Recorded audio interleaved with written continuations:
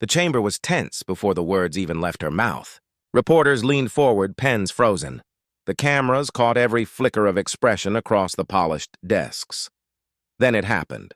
Senator Kyrsten Sinema interrupted mid-sentence, sharp. "Precise and calculated. Congresswoman," she said, her tone slicing through the air like glass. "Perhaps you should learn how things actually work here." The sound lingered, not as noise but as challenge. A hush swept through the chamber like a tide pulling back before a wave. Every camera turned. Every aide stopped typing. You could almost hear the collective intake of breath from millions watching live. At the center of it all sat Jasmine Crockett, unmoved. Her hands rested calmly on the desk. No flinch, no flash of anger. Just composure, the kind that unnerves people who mistake quiet for weakness. She met Sinema's stare. Then, slowly she spoke. "Senator," she said, her voice steady, deliberate, unshaken. "I know exactly how things work when power forgets purpose." The silence that followed wasn't just silence. It was electricity. Sinema blinked briefly, the smallest sign of surprise. Around them, the air felt heavier. The audience, both in the room and across the country, felt it too. A single sentence, and the balance shifted. Aides exchanged glances. Journalists typed faster than they could think. The first tweets were already forming. Crockett versus Sinema, live. Headlines began to crawl across news tickers within minutes. Power meets purpose, Crockett silences Sinema. What began as a typical hearing had just transformed into something unforgettable. A confrontation that would echo far beyond the marble walls of the Senate. But to understand how this showdown became a viral reckoning, we have to see what led them. Here, the hearing wasn't just another political formality. It was a storm, disguised as procedure. The topic, government. Transparency, the setting. A Senate ethics inquiry already charged with weeks of tension. But what unfolded inside that chamber was about far more than policy. It was about power. Who has it, who deserves it, and who dares to question how it's used. Senator Kyrsten Sinema sat forward, her voice measured, her posture deliberate. She played the part of calm authority, every syllable chosen like a lawyer laying traps. "Some of us," she began with a faint smile, "prefer results over reactions." The words were sweetened with civility but sharpened underneath. A public dig meant to paint Jasmine Crockett as reactive, emotional, impulsive. A whisper rippled through the chamber. Some chuckled quietly, others shifted uncomfortably. Crockett didn't bite. She didn't roll her eyes or raise her voice. She simply lifted her gaze, met Sinema's smirk, and returned her focus to the documents before her. The restraint was deafening. Cameras caught everything, the slight smirk fading from Sinema's lips. The control in Crockett's stillness. Across television networks, anchors began murmuring. A subtle but pointed exchange between Senator Sinema and Congresswoman Crockett, tension clearly rising. Outside the hearing, the buzz intensified. Tweets, headlines, and live-stream clips began to circulate. Sinema shades Crockett. Live Senate hearing turns icy. Crockett's calm response goes viral. That look said everything. The narrative began to split along two lines. Sinema's. Supporters praised her as poised and pragmatic. Crockett's supporters called her collected, powerful, and refusing to play their game. It wasn't just a disagreement. It was an archetype battle unfolding in real time. Sinema, the veteran of political image management, all polish and optics, the embodiment of control. Crockett, the rising reformer, direct, grounded, unwilling to bend truth to decorum. Two philosophies, two generations, two Americas staring each other down across polished mahogany. Behind Sinema's elegance was calculation. Behind Crockett's calm conviction, and while Sinema spoke about process, Crockett listened for purpose. The camera pans told the story without words. Sinema rehearsed and mechanical. Crockett steady and human. The contrast was too sharp to ignore. By now, the internet was in full motion. Clips racked up thousands of shares. Commentators whispered that this might become the moment that defined the hearing. Sinema didn't know it yet, but the ground beneath her was shifting, and Crockett hadn't even spoken her full truth. And behind Sinema's calm smile was a history that made this clash inevitable. Rewind. Before the smirk. Before the silence. Before the cameras caught that single, sharp exchange, there was a story. The voiceover cuts through a montage of old interviews, bright studio lights reflecting off a younger Kyrsten Sinema's confident smile. She once called herself a progressive fighter, a name that electrified Arizona's grassroots base. She marched, she organized, she spoke about justice and transparency, the very things she'd later be accused of betraying. But time changes everything, especially in Washington. As the footage fades, her tone hardens across the years. Clips roll of Sinema defending corporate donors, brushing off calls for reform, laughing lightly when pressed about campaign funding. Independence, she'd say, means not being owned by either side. The narrator cuts in. She wore independence like armor, but beneath it, critics saw calculation. Political insiders began to whisper. She stopped taking meetings with her own base. She doesn't return calls. She's become unreachable, even among her former allies. Sinema's distance became legend. Her office was described as a fortress. Her presence, controlled, rehearsed, and rare. Every move felt less like conviction and more like choreography. Newsreels play. Sinema breaks with Democrats on filibuster reform. Sinema sides with corporate interests on minimum wage proposal. Sinema booed at Arizona Town Hall. Each headline chips away at the image she once built, but strangely, with every backlash, her confidence grew. She leaned into the criticism, treating it like proof of strength. To her, rejection was validation. She started to enjoy being the outlier, one former aide confides in an interview. She thought being unpredictable made her powerful. The narrator adds weight to the words. She didn't just defy expectations, she defied accountability. Her independence transformed from principle into performance. The purple dresses, the designer glasses, the ever-present grin, everything became part of a brand. Sinema, the rebel. Sinema, the maverick. Sinema, untouchable. But the people who once cheered her saw something different now. Detachment. When questions of integrity arose, she didn't engage. She dismissed. When colleagues called for unity, she countered with isolation.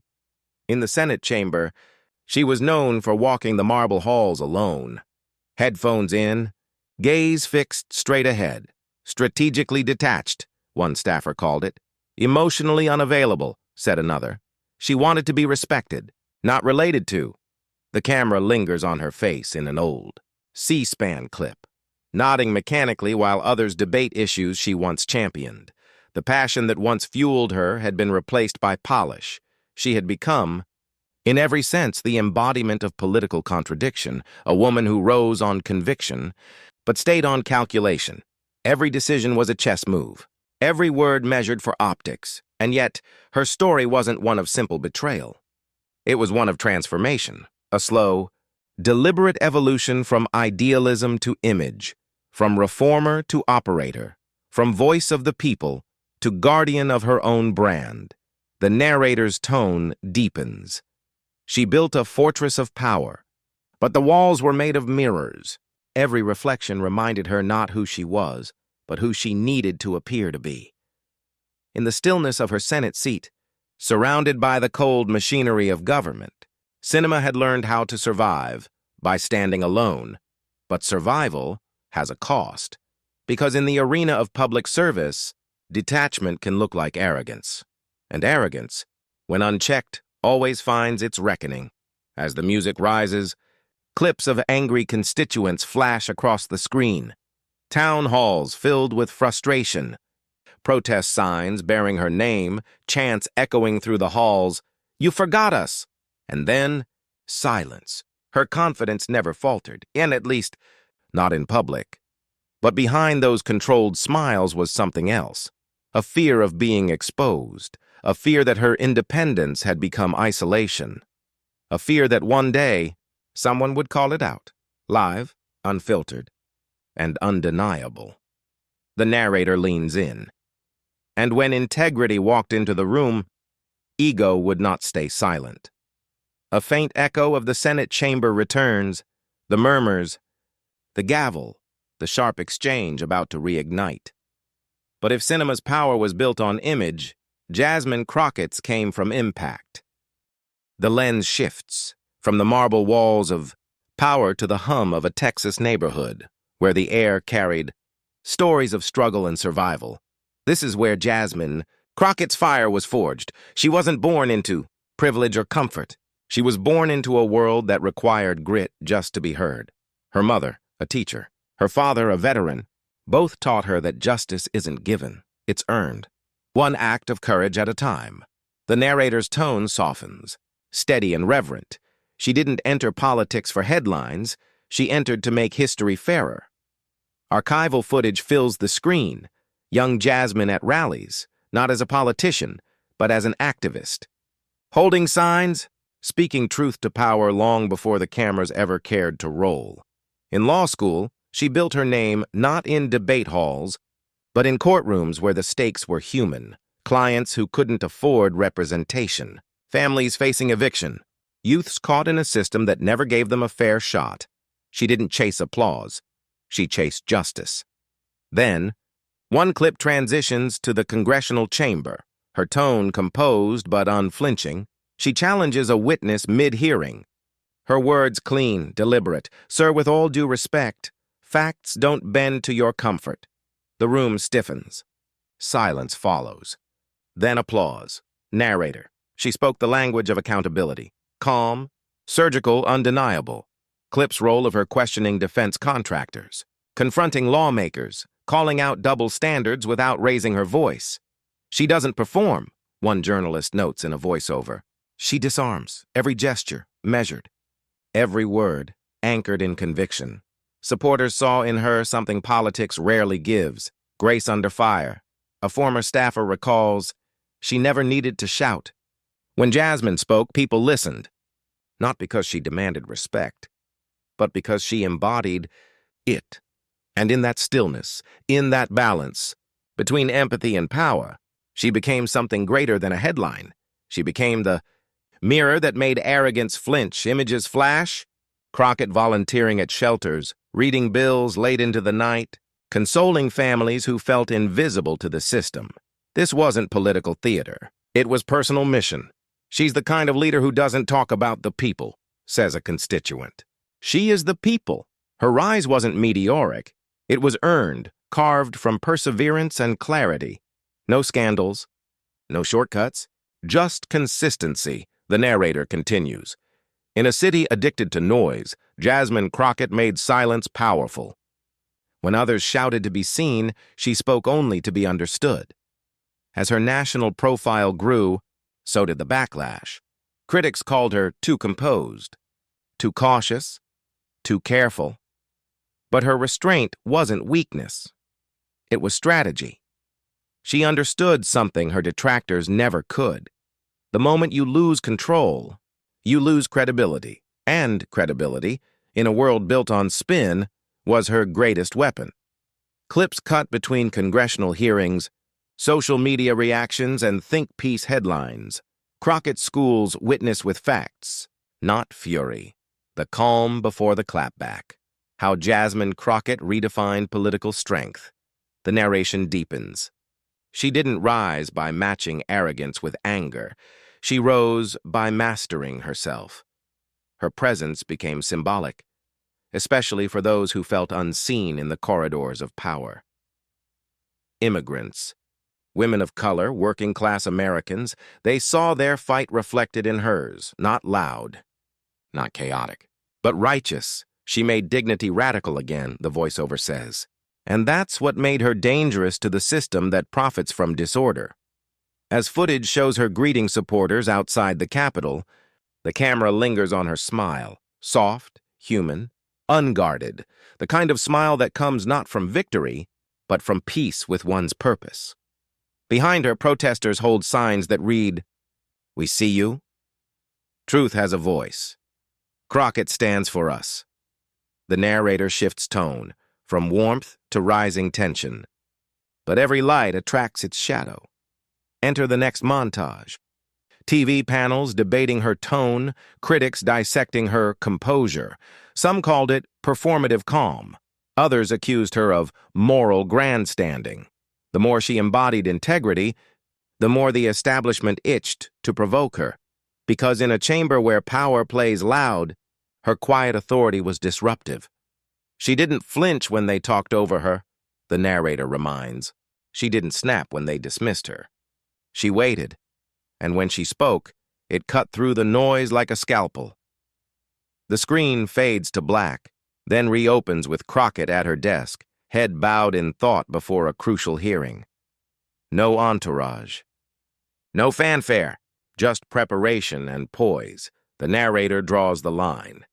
This wasn't just a career. It was a calling, to show that calm conviction can roar louder than chaos. Cut to footage of supporters watching her, clips on their phones, smiles, nods, tears. She talks like us, one says. She doesn't lose herself, another whispers. And as the sound swells, we return to the moment of confrontation, her poised figure framed under the harsh Senate lights. The world now knows her story. The weight behind the silence, the fire beneath the calm. The narrator's voice lands the final beat of the section. So when the Senate floor turned hostile, she didn't fight for pride. She fought for principle. Back to the hearing. The room hums with the kind of tension you can feel in your ribs, the silence before thunder. Senator Kyrsten Sinema leans forward, her eyes sharp, her voice carrying the clipped authority of someone used to control.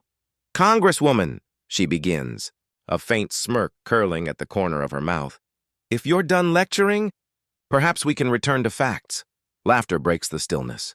A few aides exchange looks, the kind of smug chuckles that feed off hierarchy. But Jasmine Crockett doesn't move, doesn't blink. She lifts her chin slightly, voice even, precise. "Senator," she replies, "facts are exactly where I started. No emphasis. No rise in tone. Just conviction, steady as truth itself." The room stills again. For a moment, even the cameras hesitate, refocusing on her expression. Poised, unbothered. Sinema shifts in her seat. Her smirk fades, replaced by the subtle twitch of irritation. The narrator cuts in softly. What began as dominance was beginning to sound like defense. Sinema clears her throat, feigning composure. "Well," she says, flipping through her notes, "I suppose some prefer performance over progress." Crockett doesn't react. Her hands remain folded, her face unreadable, her silence unnerving. The crowd senses it too. Something is shifting almost imperceptibly, like the tide turning against the moon. A reporter whispers into a live mic, "Sinema's trying to bait her." Another responds quietly, "It's not working," the narrator continues. Every insult was an invitation, and Jasmine refused to RSVP. Sinema presses on, the tension showing in her pacing. She interrupts again. "Congresswoman, with all due respect." Crockett cuts in calmly. "Respect isn't a courtesy, Senator. It's a practice." A murmur ripples through the room. Someone exhales sharply. A cameraman adjusts focus. The shot tightens on Sinema's face, the flicker of disbelief, the loss of rhythm. The narrator's tone rises slightly, matching the energy building in the chamber. She didn't raise her voice. She didn't strike back. She just held the space, and it rattled the walls of decorum. Sinema tries again, this time louder, defensive. "Well, if you're implying that experience doesn't matter here," Crockett leans in, unshaken. "I'm implying that accountability does." Boom. The words land like a gavel. Even through the screen, it feels like a shift in gravity. Her voice doesn't echo. It settles. The narrator breaks the silence. In that moment, the hierarchy cracked. The audience wasn't watching a debate anymore. They were witnessing a reckoning. Sinema's expression tightens. She glances toward her staff. No backup coming. She forces a laugh. "You're quite the orator, Congresswoman. Do you rehearse these lines?" Crockett tilts her head, a hint of a smile. Not smug, just serene. "Not at all. I just tell the truth. It tends to sound rehearsed to those who don't use it often." Gasps. Then a pause that lasts forever. The camera cuts to the spectators. Wide eyes, raised brows, a hand covering a mouth. Even the senators who moments ago looked bored now lean forward. The narrator's tone deepens. Cinematic. It wasn't volume that silenced the room, it was weight. The weight of words too honest to ignore. Sinema straightens, searching for footing. Her voice wavers, softer now, almost defensive. "Well, I think we can agree that professionalism," but the sentence trails off. She sees it. The loss of control. Crockett's stillness has become unbearable, because true composure, when wielded with conviction, is louder than any outburst. The hearing resumes, but the energy has shifted entirely. Questions continue, but the focus stays locked on the two women. One unraveling, one unshaken. The narrator underscores the slow-motion collapse. Power doesn't leave quietly. It stumbles. It hides behind laughter. It looks for exits where there are none. Sinema forces another smile. Brittle. Performative. Crockett simply looks on, a quiet observer to her unraveling. By now, viewers at home can feel it, the air thick with realization. This isn't just a disagreement. It's exposure. And in every pause, every calm reply, Jasmine Crockett is doing what so few can in politics. Winning without shouting. The narrator closes the section with rising tension. The hearing continued, but the balance of power did not. And then, with one line, Jasmine flipped the entire narrative. The chamber feels frozen, the kind of silence that's not peace, but pressure. Every eye fixes on Jasmine Crockett. Every camera locks in, waiting to see if she'll finally crack, retaliate, or retreat. But instead, she leans forward, calm, grounded, her voice measured, deliberate. "Senator," she begins, "I'd like to go back to something you said 2 years ago." Sinema blinks. The faintest trace of confusion flickers across her face. The narrator steps in quietly. She didn't raise her voice. She raised the standard. Crockett continues reading from a paper. But it's not random. It's surgical. "In your 2023 statement on corporate accountability," she says, tone unwavering, "you called transparency the cornerstone of democracy." She pauses, eyes locked on Sinema. And yet here we are, debating whether those same standards apply when they inconvenience power. A ripple moves through the audience. The first murmur of realization. Crockett goes on. Each word lands with precision. "You once said, 'Public trust is sacred.' You said it while defending reforms you later voted to block."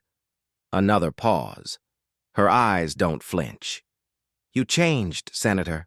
"The country noticed," the narrator interjects, voice low.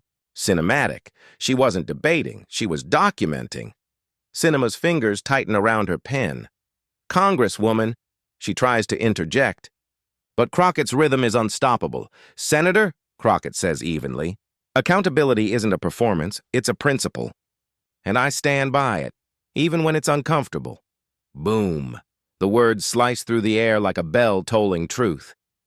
The camera pans across the room, aides frozen, reporters leaning in, the audience holding their breath. Even Sinema's posture falters, a flash of vulnerability she can't hide. The narrator continues. For a woman who built her brand on independence, being cornered by her own record wasn't confrontation. It was consequence. Crockett continues, undeterred. "Senator, you've spoken often about bipartisanship, about meeting in the middle. But compromise without conviction isn't courage. It's convenience." Gasps ripple again. Sinema's expression tightens, a flicker of anger replacing composure. "Congresswoman, I won't be lectured on integrity by, but Crockett cuts her off softly, with the precision of someone who doesn't need volume to command power. I'm not lecturing, Senator. I'm reminding. The air shifts again. Reporters scribble faster. Camera shutters click like rainfall. The energy in the room becomes electric, the kind that hums before applause, but holds itself back because even the audience knows they're witnessing history. The narrator speaks, voice slowing to emphasize every beat. She wasn't fighting back. She was holding up a mirror. And Sinema couldn't look away. Crockett continues, voice still calm, her tone carrying both grace and gravity. You've said we need to move beyond partisanship, that anger divides us. I agree. But avoidance isn't unity, Senator. It's surrender. The line lands heavy. Sinema opens her mouth, but no words come. A senator beside her glances down awkwardly. The crowd senses it, the unraveling of control. Crockett presses on, each sentence now deliberate, unshaken. You call independence your strength. But strength isn't standing alone, it's standing firm. And when the people asked you to stand for them, you chose to stand apart instead. The narrator's tone rises slightly, building emotional tension. Every line wasn't just a rebuttal, it was a reckoning. Each word peeled back the layers of politics until only principle remained. Sinema exhales sharply. You've had your moment, she says, forcing a laugh that doesn't land. Crockett tilts her head slightly. Moments fade, Senator. Integrity doesn't. The room reacts audibly now. A soft wave of disbelief, admiration, vindication. Even those who came expecting a routine hearing can feel it. Something larger than politics is happening. The narrator adds, voice reverent, it wasn't a sound bite. It was a shift in that silence. Power changed hands. Sinema leans back, her expression half defiant, half defeated. Her tone wavers. You think you've proven something here? Crockett looks straight at her, eyes unwavering. I don't need to prove anything, Senator. The truth already did. The words echo. The silence that follows is deafening.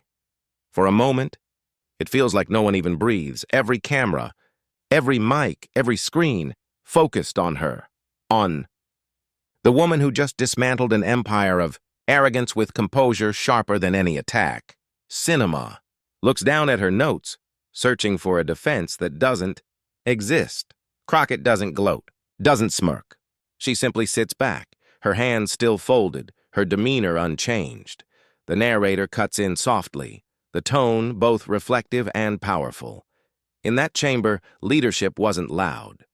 It was clear, and clarity, when spoken without fear, becomes contagious. Then, after what feels like forever, Crockett speaks once more, quiet, but cutting through the stillness like thunder. If truth sounds loud to you, Senator, she says, maybe it's echoing where silence used to be. The crowd exhales as one, a soundless explosion, awe disguised as silence. The narrator's tone crescendos, like the final note of a symphony. The clip would play again and again. On every news channel, every social feed, every late-night segment, they'd say Jasmine Crockett silenced Kyrsten Sinema. But the truth was simpler. She reminded America what conviction sounds like. Sinema leans back, blinking, eyes darting as if searching for footing in a conversation already lost. Her voice finally breaks through. Quiet, defensive, irrelevant. Well, I suppose that's your opinion. Crockett looks at her, calm as ever. No, Senator. That's your record. And there it is, the moment that will define them both. The narrator lowers their voice to a whisper. One woman's composure exposed another's illusion, and as the headlines began to spread, the country realized they hadn't just watched a hearing, they'd witnessed a turning point. Cameras flash. The crowd slowly exhales.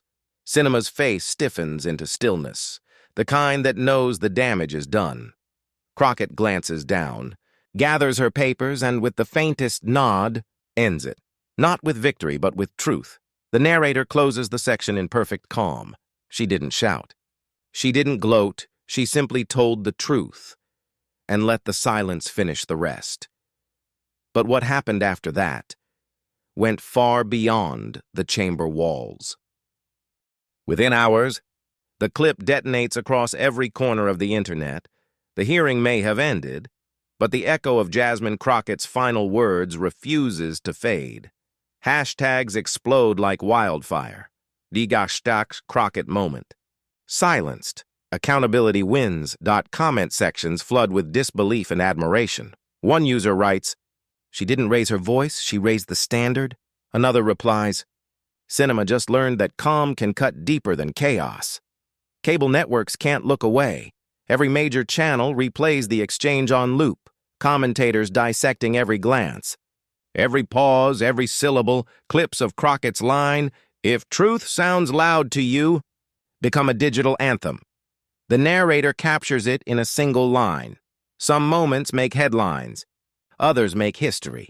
Supporters hail it as the day dignity struck back. Progressive pages post side-by-side photos. Crockett serene. Sinema strained, captioned, "Grace under fire versus power under pressure." Celebrities jump in. One actor tweets, "Jasmine Crockett just gave a masterclass in calm courage." Musicians remix her quote into protest chants. TikTok fills with edits. Slow-motion cuts of her words set against swelling music. Across America, living rooms buzz with the same conversation. Did Sinema underestimate her opponent or overestimate herself? Did arrogance finally meet its mirror? The debate becomes cultural currency. The narrator interjects softly. It wasn't just politics anymore when it was poetry in power. In newsrooms, anchors exchange knowing looks. One says, "We've seen political clashes before, but rarely one so surgical." Another replies, "It's not the volume that went viral, it's the control."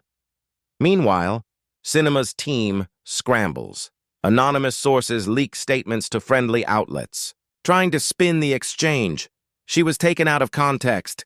It was an emotional misunderstanding, but the more they explain, the smaller it sounds. Truth doesn't need defense.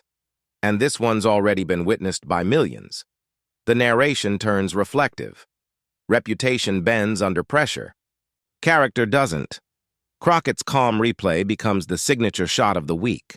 Her poised expression, that quiet defiance, frozen in the thumbnails of countless videos titled, "The Day Kyrsten Sinema Was Silenced, Jasmine Crockett's Masterclass in Composure." When integrity spoke louder than ego, late-night hosts reference it, calling it the most graceful takedown ever televised. Political commentators call it the new viral standard of accountability. One journalist writes, "Jasmine Crockett didn't argue. She simply reminded the room what honesty looks like." The public's reaction grows deeper than partisan lines.